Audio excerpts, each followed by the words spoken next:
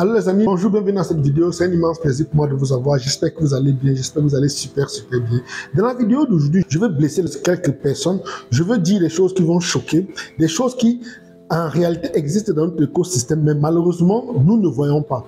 Je vous expliquerai comment, de façon étrange, les autres s'installent sur notre continent, se servent de l'ignorance des investisseurs locaux pour pouvoir se faire beaucoup d'argent. Et à la limite, ils se retrouvent propriétaires de parcs immobiliers, se retrouvent à la tête de très grosses entreprises. Malheureusement, c'est des choses qui existent chez nous, qui passent tout à côté de la réalité, mais nous sommes largués. On a de plus en plus de personnes qui travaillent avec des entreprises qui sont venues s'installer chez nous. Et lorsque ces gens travaillent, ils sont plutôt positionnés comme des financiers, parfois même c'est comme des banquiers. Le banquier vient mettre de l'argent dans un projet. Et une fois que l'argent est mis au projet, à la fin, le plus gros bénéficiaire, c'est celui qui a apporté ce projet.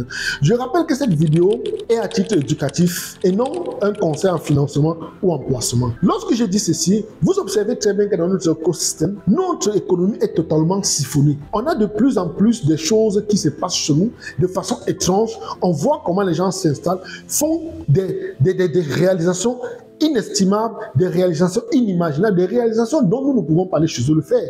Mais on va se demander pourquoi ils le font. Est-ce qu'ils viennent toujours avec beaucoup d'argent comme on veut nous laisser croire? Non, ils viennent mais ils comprennent simplement comment fonctionnent certains mécanismes, l'intermédiation financière, bien comprennent comment fonctionnent certaines ingénieries financières. Et lorsque vous avez compris ceci, vous verrez très bien que tout ceci se passe au vu et au su de tous. Mais notre ignorance est le plus gros problème. C'est l'une des raisons pour lesquelles je vous dirais d'observer très bien dans notre écosystème. Je vous parlerai aujourd'hui de LBO, qui est Leverage Buyout.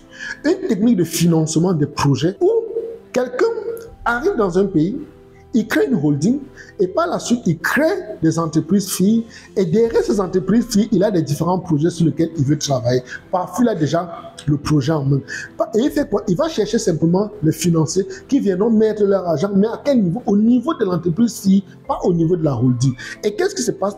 À la fin, lorsque le projet a été réalisé, on reverse les dividendes aux financiers locaux. Ils sont fiers d'avoir perçu un peu d'argent. Mais au fond, le plus gros bénéfice est réparti directement de la holding. Et qui est le gros gagnant? C'est celui qui est venu créer la holding et qui a créé également les sociétés filles. C'est pourquoi vous allez voir que de temps en temps, lorsqu'ils font ceci, ils vont multiplier les investissements, multiplier. Et on se retrouvera toujours dans une position où ils sont tout le temps gagnants, ils sont toujours entrés par les devants, mais nous tournons toujours en rond. C'est l'une des raisons pour lesquelles je vous dirais, restez connectés, je vous explique ceci beaucoup plus en détail dans le schéma qui va suivre.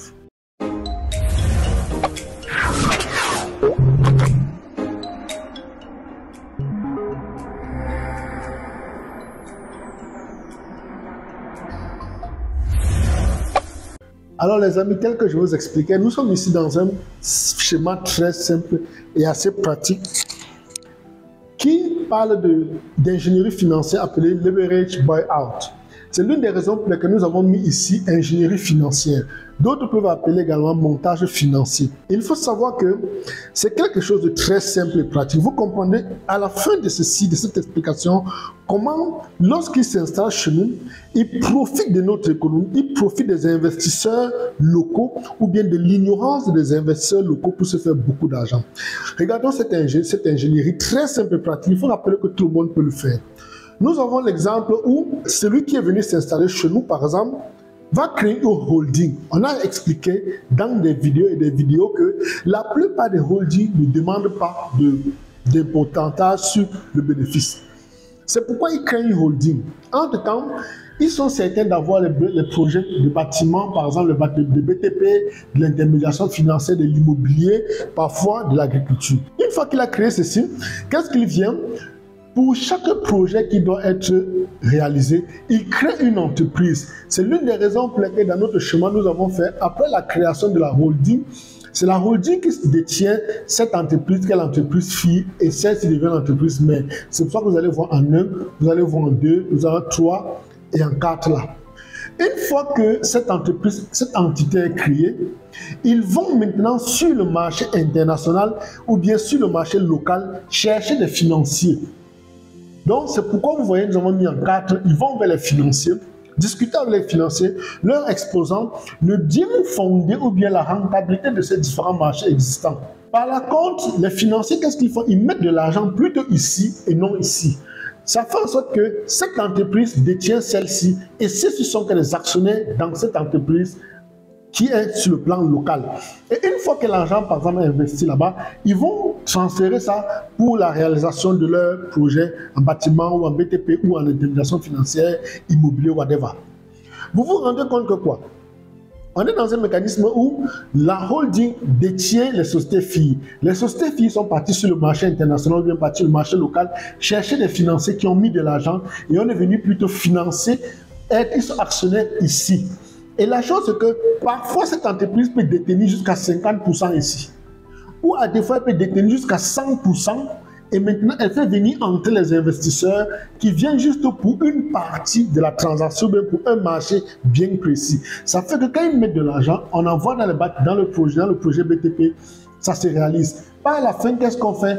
On sous-entend que c'est le projet BTP qui renvoie les dividendes chez les financiers. Et à la fin, en huitième, vous avez maintenant les entreprises filles qui vont renvoyer le bénéfice hors taxe vers la holding. De façon simple et pratique, on se retrouve dans un mécanisme où les gens sont venus s'installer, ils ont créé une holding. À partir de la holding, ils vont créer des sociétés filles dont ces holdings vont détenir des parts, parfois jusqu'à 100%. Et lorsqu'ils ont besoin des investisseurs, ils ne vont pas très loin. Ils vont aller rencontrer les gens ordinaires, les investisseurs locaux, discuter avec eux, leur faire vendre le projet bâtiment de BTP qui est existant. Bien évidemment, c'est un projet qui est bien bâti, qui est bien structuré. Et maintenant, ils mettent de l'argent pour financer ce projet. Et par la suite, ils reçoivent une part du bénéfice. Et le plus gros bénéficiaire, c'est la holding. Ça fait que lui, il arrive, il investit juste dans la création de cette entreprise.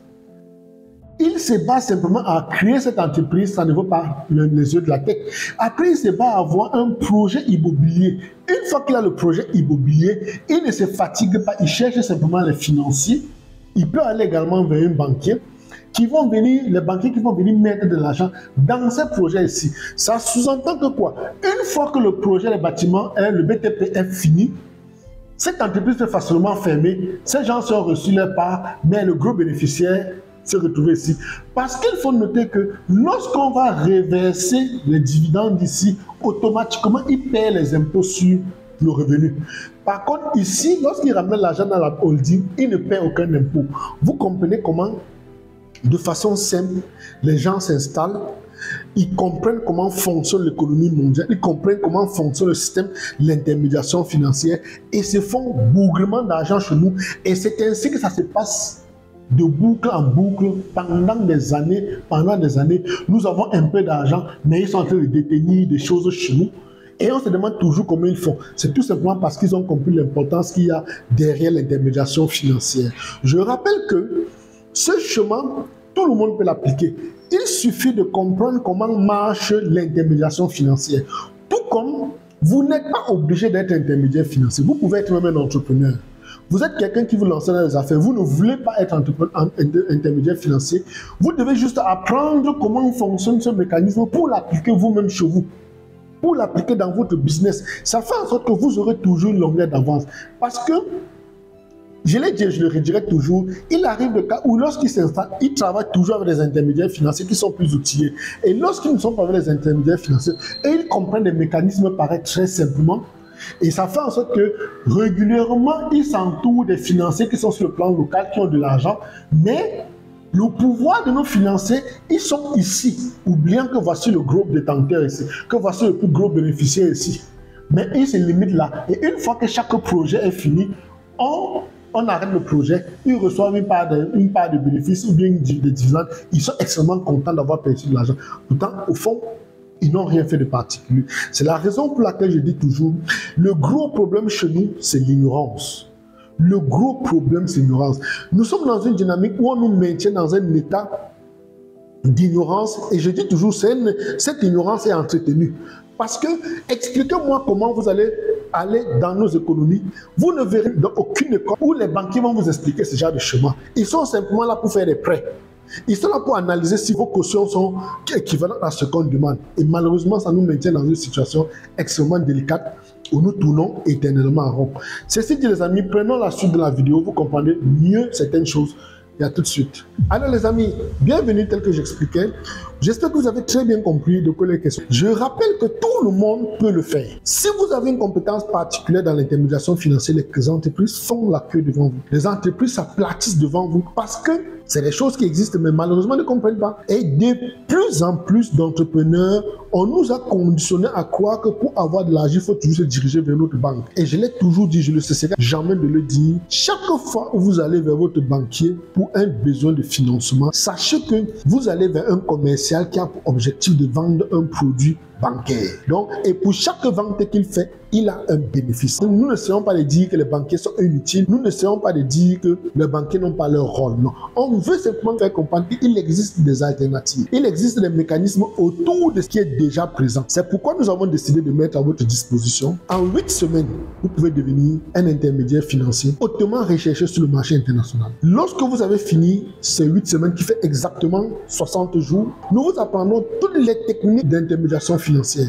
Comment préserver ses intérêts, les différents types d'ingénierie qui existent et par la suite vous appartenez au plus grand réseau d'intermédiaires financiers qui existe au monde. Vous aurez également l'appartenance au RENAC qui veut dire simplement dire réinventer de la nouvelle Afrique consciente. Le RENAC, c'est les gens qui ont suivi les formations chez nous. Et une fois que vous avez pénétré le groupe des intermédiaires financiers, nous vous montrerons comment, grâce à certaines plateformes qui existent, vous vous positionnerez pour être des intermédiaires hautement recherchés. Une fois que vous avez tout ceci, vous devez travailler sur votre positionnement, vous devez travailler sur votre posture et montrer que vous êtes intermédiaire financier pour que de plus en plus de personnes se dirigent vers vous. Je rappelle également que ceci ne s'adresse pas uniquement aux gens qui veulent devenir intermédiaires financiers. Je l'ai dit tout à l'heure, mais je ne manquerai pas de le redire. Vous êtes entrepreneur, vous voulez comprendre comment ces mécanismes marchent.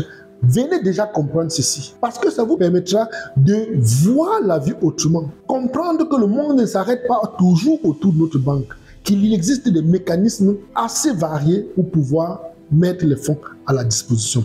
Une fois que j'ai dit ceci, vous vous demanderez probablement combien coûte cette formation ou bien combien coûte l'appartenance à ce réseau. Dans le prix normal est de 2 500 000 francs CFA. Mais de façon unique et exceptionnelle, nous avons décidé de mettre cette version de la formation en ligne exclusivement au prix d'1 million de francs CFA. Ceci dit, pour faire partie de cette armée d'intermédiaires financiers qui se met sur pied à travers le monde, je vous prie de cliquer rapidement sur le lien qui figure dans la description de cette vidéo, où vous pouvez nous joindre via WhatsApp, Telegram ou appel direct sur notre ligne du Cameroun au plus 237 698 68 45 97.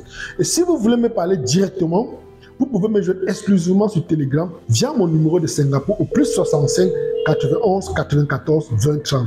J'espère que vous avez aimé. Donnons-nous rendez-vous dans une autre vidéo. Je finirai sans manquer de vous donner ce verset biblique que j'admire et que j'aime particulièrement, qui dit simplement Osée 4, verset 6. Mon peuple périt faute de connaissance.